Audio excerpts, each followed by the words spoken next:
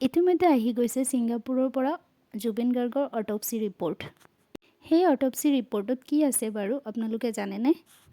সেই অট'পছি ৰিপৰ্টৰ মতে জুবিন গাৰ্গৰ মূৰত আঘাতৰ চিন পোৱা গৈছে আৰু কেইবাডালো কামিহাড় ভঙা পোৱা গৈছে।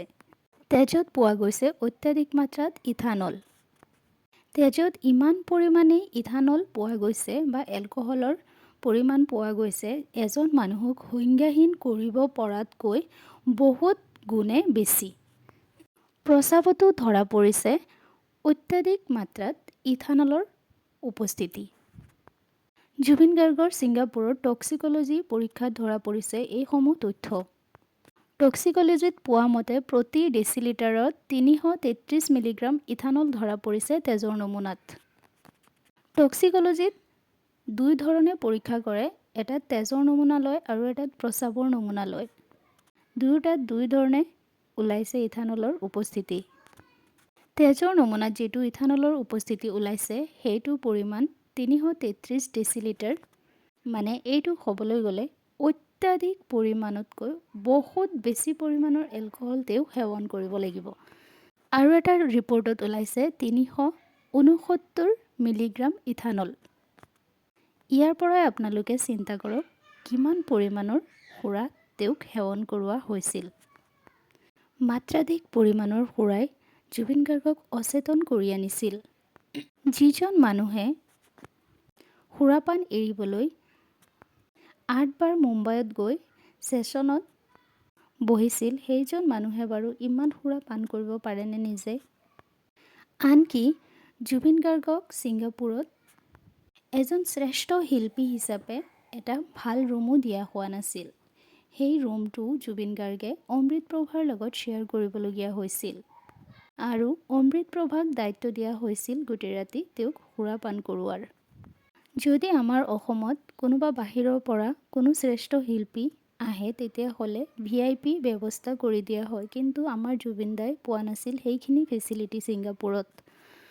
তেওঁৰ আগৰ পৰাই অভ্যাস আছিল গোটেই ৰাতি তেওঁ কাম কৰে আৰু পুৱতি নিশাৰ পৰা তেওঁ দিনৰ আবেলিলৈকে তেওঁ শুৱে। কিন্তু জুবিন দাই সেইদিনা শুব পৰা নাছিল। তেওঁক সিদ্ধাৰ্থই শুব দিয়া নাছিলে। তেওঁক জোৰ কৰি ৰাতিপুৱাই সিদ্ধাৰ্থই ইয়ৰ্টলৈ লৈ গৈছিল।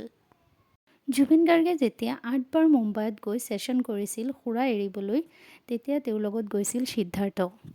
তেতিয়াহ'লে সিদ্ধাৰ্থইতো এইটো কথা জানিছিল যে তেওঁ এতিয়া সুৰাপান এৰিব খুজি আছে। সেই কথা জানি বুজিও সিদ্ধাৰ্থই কিয় তেওঁক সুৰাপান কৰিব দিছিল ইমান? গোটেই ৰাতি সুৰাপান কৰি ভাগৰি যোৱা মানুহটোক সিদ্ধাৰ্থই কিয় শুব দিয়া নাছিল? ৰাতিপুৱা তেওঁক কৈছিল যে ইয়ৰ্টৰ কমিটিয়ে গাড়ী লৈ হোটেলৰ তলত ৰখি আছে, আপুনি যাবই লাগিব। সেইখিনি কথা ইয়াতে সীমিত নহয়। জুবিন গাৰ্গক ইয়ৰ্টত নি পেলাই তাতো সুৰাপান কৰিব দিয়া হৈছিল পৰ্কৰ লগত। তেওঁ ৰাতিপুৱা ইয়ৰ্টত যাব খোজা নাছিলে। তেওঁ কৈছিল মই নাযাওঁ, তহঁতে যা। কিন্তু সিদ্ধাৰ্থই তেওঁক জোৰ কৰি নিলে আৰু তাত নি পেলাই সুৰাপান কৰোৱালে সকলোৱে মিলি পেলাই আৰু পৰ্ক খোৱালে। এই ভাগৰি যোৱা মানুহটোক আৰু ভাগৰুৱা কৰি পেলালে।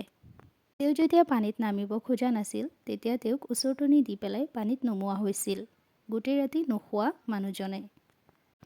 ইমান দিনে ছিংগাপুৰৰ অট'পছি ৰিপৰ্টত এইবিলাক তথ্য ওলাই পৰিছে। তেওঁ পানীত নামি পেলাই সংজ্ঞাহীন হৈ গৈছিলে আৰু তেওঁ বমি কৰি দিছিলে। যদি তেওঁৰ পানীত পৰিয়েই মৃত্যু হৈছিলে, তেওঁৰ মূৰত আঘাতৰ চিন ক'ৰ পৰা আহিল?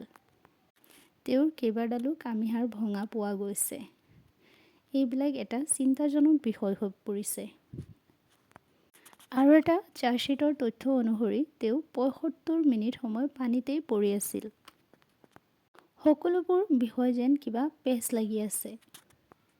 একো ধৰিব পৰা নাই কি হৈছে, কি হৈ গ'ল।